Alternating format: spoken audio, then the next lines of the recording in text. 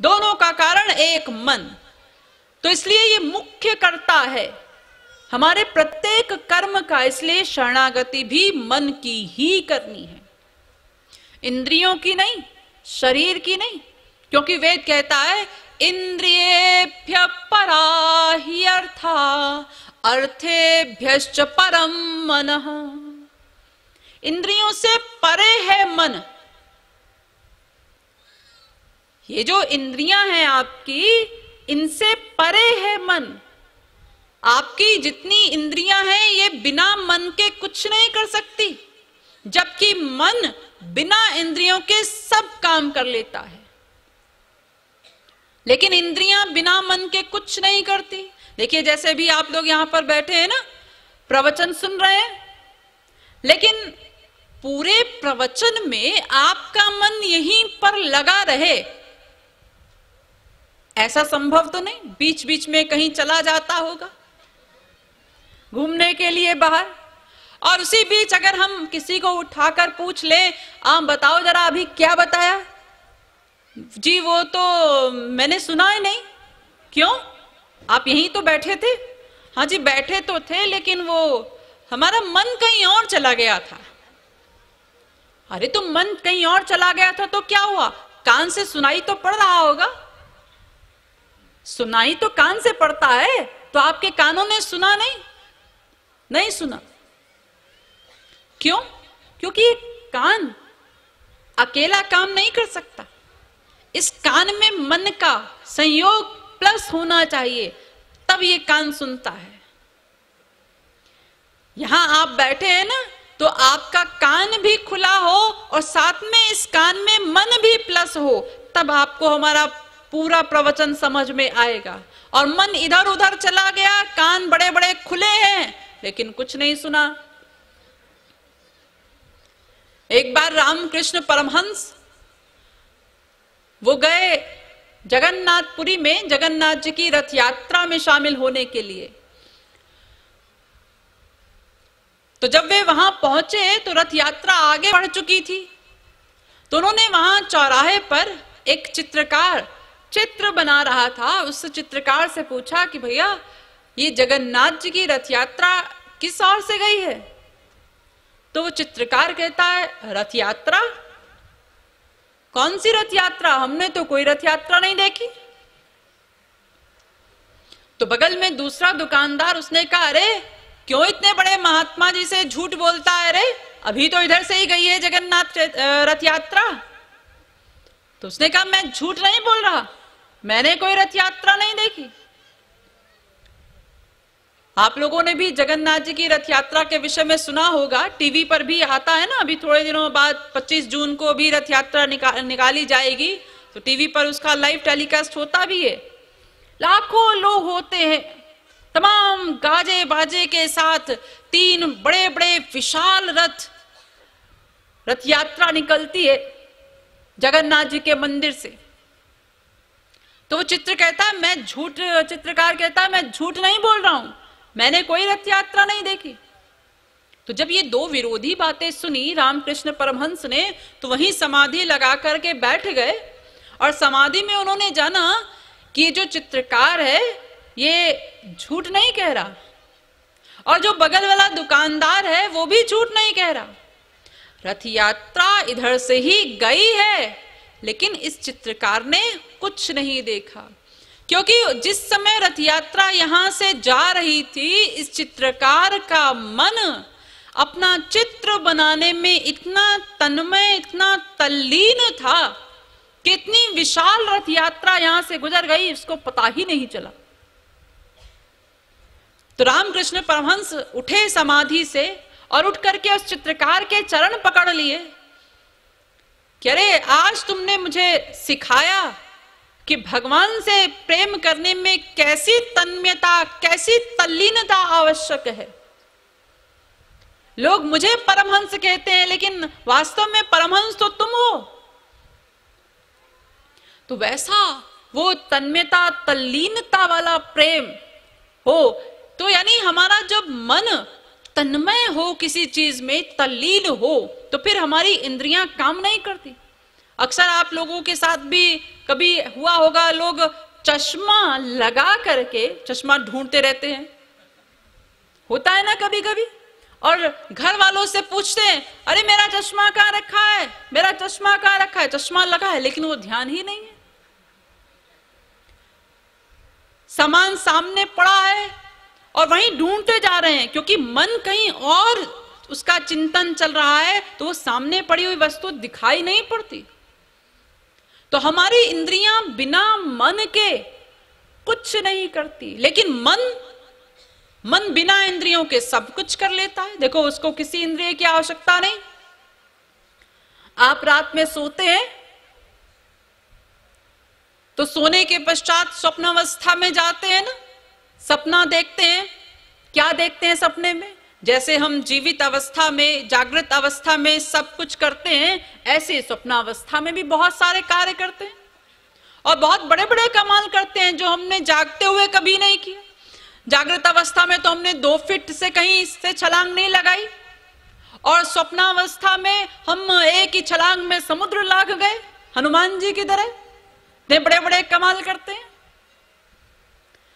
खा रहे हैं, पी रहे हैं, कहीं आ रहे हैं, जा रहे हैं, बात भी कर रहे हैं, सब कुछ करते हैं सपने में। और उस समय आपको ये फीलिंग नहीं होती कि मैं सपना देख रहा हूं। इसलिए कभी कोई बुरा सपना देखते हैं, कोई मार रहा है, कोई गला घोट रहा है और अचानक से नींद खुल गई तो घबरा करके फिर आप क्या कहते हैं, अरे अच्छा हुआ ये सपना था, अभी मुझे मार ही डालता। क्योंकि उस समय आप उसको भी सत्य ही अनुभव करते हैं, आपको ये समझ में नहीं आता कि वह स्वप्न है। तो मन बिना इंद्रियों के सब कुछ करता है, लेकिन इंद्रियां बिना मन के कुछ नहीं करना जानती। इसलिए प्रमुख कर्ता मन है और ईश्वरीय क्षेत्र में मन के कर्मों को ही भगवान नोट करते हैं, आपकी शारीरिक क्रियाओं को नहीं। मन से आपने क्या किया, बस भगवान उसको नोट करते हैं। ये तो हमारे संसार में लोग सर्वज्ञ नहीं हैं, सर्वांतर्यामी नहीं हैं, इसलिए यहाँ हमारे एक्टिंग, हमारी बनावट, हमारा इंद्रियों का व्यवहार चल जाता है। जैसे आप मना रहे हो ये जो शर्मा जी हैं ये हमारे घर में ना आए, लेकिन शर्मा जी चले आए, आपने दूर से देखा, अब भीतर ही भीतर आप बड़बड़ा रहे हैं, चला आया शर्मा का बच्चा, पता नहीं कहाँ से आ गया, अब इसको चाय पिलाओ, नाश्ता कराओ, 2 घंटा टाइम भी खराब करेगा, 100-200 रुपए का खर्च भी करो इसके ऊपर। और जैसे ही शर्मा जी नजदीक आए तो आप क्या करते, अरे आइए आइए शर्मा जी, आज कैसे आप इधर आ गए, अरे भाई शर्मा जी के लिए चाय लाओ, नाश्ता लाओ। और वो शर्मा जी भी बड़े विभोर हैं, देखो हमारे मित्र हमसे कितना प्रेम करते हैं, वो आपके ऊपरी व्यवहार को देख रहे हैं ना, तो आपके सब चीजों को प्रेम युक्त मान रहे हैं। लेकिन भगवान तो सर्वज्ञ है, सर्वांतर्यामी है, वहां एक्टिंग नहीं चलती हमारी। एक्टिंग तो वहां भी करते हैं हम लोग, जैसे हम लोग संसार में एक्टिंग करते हैं ना, ऐसे ही भगवान के सामने और संतों के सामने भी खूब एक्टिंग करते हैं। लेकिन वो अलग बात है कि वहां एक्टिंग चलती नहीं। संसार को तो हम बुद्धू खूब बना लेते हैं अपनी एक्टिंग से, व्यवहार से खाली, लेकिन भगवान चूंकि सर्वज्ञ है, वहां एक्टिंग नहीं चलती। और देखिए संसार में भी जहां आपके मन की मंशा प्रकट हो जाती है ना, फिर आपके इंद्रियों की एक्टिंग कोई नहीं देखता। अब यही शर्मा जी जो अभी बड़े विभोर हैं कि हमारे मित्र हमसे बड़ा प्रेम करते हैं और इनको ये मालूम चल जाए कि हमारे आने पर हमारे मित्र ने ऐसा ऐसा सोचा, तो वो शर्मा जी क्या कहेंगे, अरे तुम्हारे घर में कभी कदम नहीं रखूंगा मैं, ऐसा ही तो कहेंगे। तो ये खाली इंद्रियों का व्यवहार संसार में चलता है, लेकिन संसार में भी जहां मन की मंशा प्रकट हो जाती है, फिर इंद्रियों की एक्टिंग कोई नहीं देखता। देखिए कोर्ट में एक मुकदमा आया, एक आदमी खड़ा होकर के जज साहब के सामने एडमिट कर रहा है, क्या साहब ये आदमी हमसे मरा है, लेकिन हम अपनी गाड़ी से जा रहे थे, हमारी गाड़ी भी ठीक ठीक चल रही थी, हमारी स्पीड भी ठीक थी, हमारी साइड भी सही थी, सब कुछ सही था। ये अचानक से हमारी गाड़ी के सामने कूद गया और मर गया, तो हम क्या करें? अब अगर कोर्ट में ये साबित हो जाता है कि हाँ ये मात्र एक्सीडेंट है, इसके मार डालने की मंशा नहीं थी, तो कोर्ट उसको फांसी की सजा नहीं दे सकती, जबकि वो स्वयं मान रहा है कि हाँ हमारी गाड़ी से मरा है, लेकिन मार डालने की मंशा नहीं थी, केवल एक्सीडेंट है, दुर्घटना है, इसलिए कोर्ट उसको फांसी की सजा नहीं सुना सकती। और दूसरी ओर पुलिस ने 4 लोगों को कोर्ट में खड़ा किया। कोर्ट ने पूछा, क्यों भाई तुमने कोई चोरी की? नहीं जी। कोई डकैती की? नहीं जी। किसी का मर्डर किया? नहीं जी। तो फिर यहां क्यों लाए गए हो? अजी वो पुलिस वालों से पूछिए आप। पुलिस वालों से पूछा गया तो पुलिस वाले कहते हैं कि साहब हम एक पुल पर गश्त लगा रहे थे, तो उस पुल के नीचे बैठ करके ये चारों लोग डकैती की योजना बना रहे थे। अरे तो डकैती डाली तो नहीं हमने, ये योजना तो बना रहे थे ना, मंशा तो थी डकैती की। ये देखिए कर्म हुआ नहीं, लेकिन मंशा प्रकट हो गई तो भी दंड मिला, भेज दिया गया जेल में। तो संसार में भी जहां मन की मंशा प्रकट हो जाती है तो मन के कर्म को ही प्रमुख माना जाता है, तो मन ही हमारे समस्त कर्मों का कर्ता है, प्रमुख कर्ता मन है, इसलिए शरणागति भी मन की ही करनी है। इंद्रियों की शरणागति नहीं, शरीर की शरणागति नहीं। ये शरीर की शरणागति तो बहुत कर चुके, खूब महात्माओं के सामने मंदिर में जाकर के मंदिर में भगवान के सामने खूब दंडवत प्रणाम करते हैं, आप डंडे के समान लेट गए, और मन कहाँ है? मन तो संसार में घूम रहा है। तो शरणागति किसकी? शरीर की कर रहे हो। तो भगवान केवल हमारे मन के कर्मों को नोट करते हैं। आपने मन से क्या किया, कितना अच्छा कितना बुरा। आपने रात भर बैठ करके कीर्तन किया, लेकिन रात भर कीर्तन करने के बाद मन कितनी देर लगा कीर्तन में? मन तो जी हमारा 15 ही मिनट को लगा। हाँ तो बस आपने 15 मिनट कीर्तन किया, लेकिन जी बैठे तो थे हम रात भर।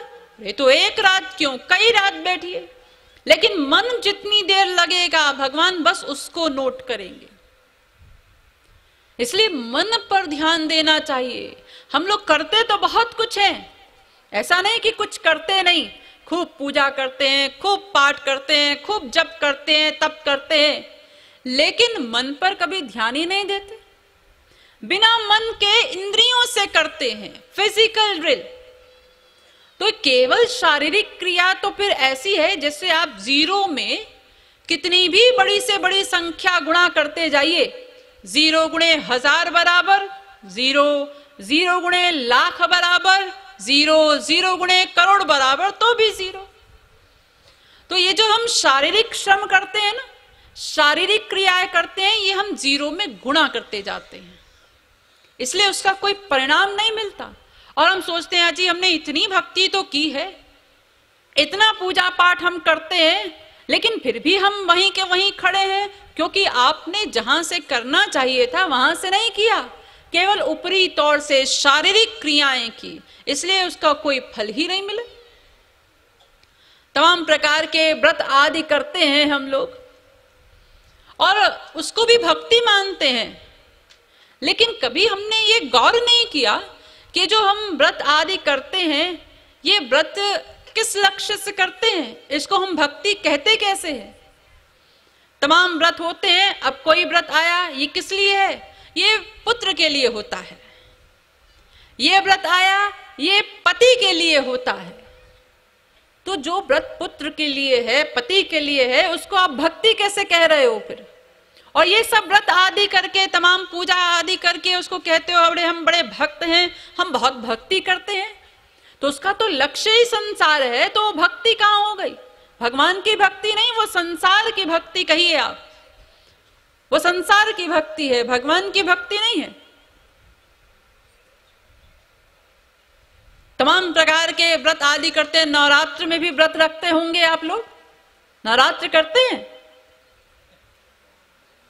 9 दिन व्रत रहते हैं ना लोग, और बड़ी शान से कहते हैं अरे हम पूरा नवरात्र रखते हैं, 9 दिन व्रत करते हैं। लेकिन 9 दिन में क्या करते हैं? व्रत करने का मतलब क्या? व्रत का दूसरा अर्थ होता है संकल्प। अब आपने 9 दिन व्रत जो करना है, यानी कि 9 दिन के लिए आपने संकल्प कर लिया कि अब इन 9 दिनों में हम खूब भक्ति करेंगे भगवान की, कोई अन्न वर्ण चिंतन नहीं करेंगे, कोई पर निंदा नहीं, कोई परदोष नहीं, कुछ नहीं, बस हमारा मन हम भगवान में लगा करके रखेंगे, संकल्प होना चाहिए 9 दिन। लेकिन हमारे व्रत क्या होते हैं? हमने नॉर्मल खाना छोड़ करके बढ़िया बढ़िया खाना शुरू कर दिया 9 दिन में। जो आपका रूटीन का जो खाना होता है ना, वो बड़ा सस्ता होता है, वो आटा भी सस्ता होता है, वो साग भाजी भी सस्ती होती है। और जो आप व्रत में खाते हैं, वो जो आटा आप 20 रुपए किलो का खाते हैं ना नॉर्मल डेज में, और व्रत में क्या खाते हैं? 200 रुपए 250 रुपए किलो का आटा। और है क्या? व्रत है, और महीने भर से ज्यादा का खर्चा आपने 9 दिन में कर दिया। और ये भी है भीतर 9 दिन हमने व्रत किया, तो ना तो हमने शरीर का व्रत किया, ना हमने मन का व्रत किया, और फिर भी अपनी डायरी में हम नोट करते हैं कि हम बहुत बड़े भक्त हैं, हम 9 दिन नवरात्र रखते हैं, हम इतनी पूजा करते हैं। लेकिन भगवान की डायरी तो खाली रह गई। वो जिन्होंने फल देना है वहां तो कुछ नोट ही नहीं हुआ, क्योंकि आप शरीर से करते गए सब कुछ, तो फिर फल किसका मिलता? सोचिए, थोड़ा बुद्धि लगाया करिए। आप लोग बुद्धिजीवी लोग हैं, लेकिन कभी सोचते नहीं गहराई से किसी चीज को कि जो हम कर रहे हैं आखिर कहां से कर रहे हैं। मन तो हमारा माइनस रहता है, पूजा करते हैं, आरती करते हैं, हाथ चलता जा रहा है, लेकिन उस समय मन, सुबह सुबह लोग करते हैं ना, बड़ी जल्दीबाजी होती है, तो आरती घुमा रहे हैं और औरतों का ध्यान रहता है अरे दूध उबलने रखा है, दूध ना उबल जाए, अरे वो बच्चों को नाश्ता देना है। पुरुषों का अपना काम है, अभी जाके ऑफिस में इसको ये कहना है, उसको ये कहना है, हाथ घूम रहा है। तो ये सब तो हम लोग शारीरिक क्रियाएं करते हैं मात्र, तो इन सब शारीरिक क्रियाओं से लाभ नहीं होगा। मन पर ध्यान दीजिए, मन पर। हर कर्म का मुख्य कर्ता मन है, इसलिए जो कुछ करिए, भले ही आप पूरे दिन में 1 घंटा निकालिए, लेकिन वो 1 घंटा भी मन से साधना करिए, मन को लगाइए उसमें, मन का भगवान के चरणों में प्रेम हो, तब लाभ होगा। तो शरणागति मन की ही करनी है, शरीर की नहीं।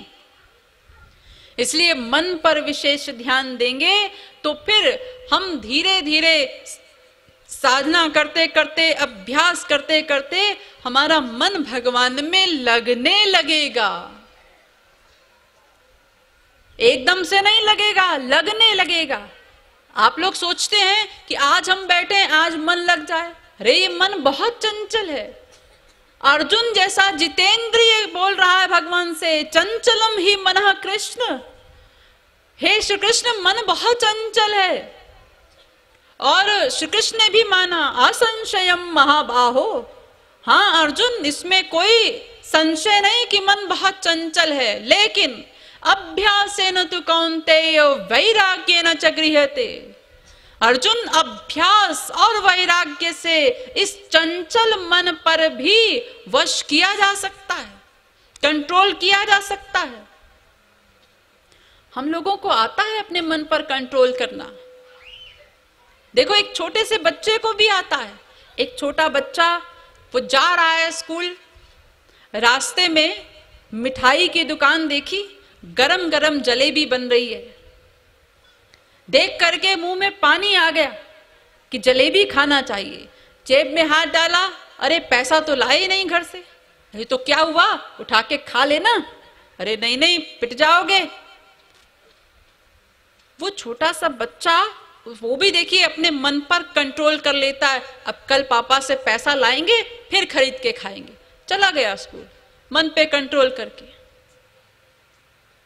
हमको मन पे कंट्रोल करना भी आता है, ऐसा नहीं कि इसको भी सीखना है हमने। सारी समस्या कहाँ है कि हमारी जो श्रेणी है ना नराधम, हम सब कुछ जानते हैं लेकिन जानकर भी इस विषय में प्रवृत्त नहीं होना चाहते। ये जो लापरवाही है ना हमारी, ये हमको 84 लाख में घुमा रही है।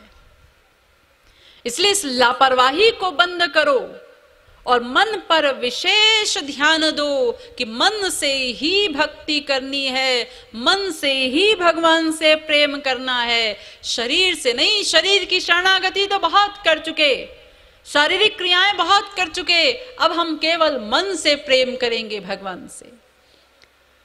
तो ये जो मन है हमारा, जिसको कुछ ना करने की अवस्था पर लाना है, ये मन जो है ना प्रतिक्षण कर्म करता है ना, एक क्षण भी बैठता नहीं, प्रतिक्षण कर्म करने का अभ्यास है इसको। और प्रतिक्षण का ये जो अभ्यास है ये क्या कर रहा है, ये प्रतिक्षण इसी संसार में लगा है। किस आशा से? एक ही लक्ष्य है ना हमारा, सुख चाहते हैं। तो ये हमारा मन इसी लक्ष्य को लेकर इसी संसार में अनादिकाल से अब तक सुख ढूंढ रहा है। अब इससे हमको सुख मिलेगा, अब इससे हमको सुख मिलेगा, अब इससे सुख मिलेगा, इसी आशा से लगे हैं हम लोग। तो हमें इस मन को ये समझाना होगा कि अरे मेरे मन, संसार में सुख नहीं है, सुख तो भगवान में ही है, भगवान स्वयं सुख है। अतएव तू उस परमात्मा से, उस ईश्वर से प्रेम कर। यानी इस मन को संसार से विरक्त कराना होगा। लेकिन ये मन संसार से ऐसे ही विरक्त नहीं होगा। इसके लिए हमको संसार क्या है, संसार का स्वरूप समझना होगा। जब संसार का स्वरूप समझ में आ जाएगा तो फिर मन को इस संसार से निकालना भी उतना ही आसान होगा। इसलिए अब ये संसार क्या है, इससे वैराग्य क्या हो, कैसे होगा, इस विषय पर चर्चा अब कल करेंगे। बोलिए वृंदावन बिहारी लाल की जय, श्रीमद् सद्गुरु सरकार की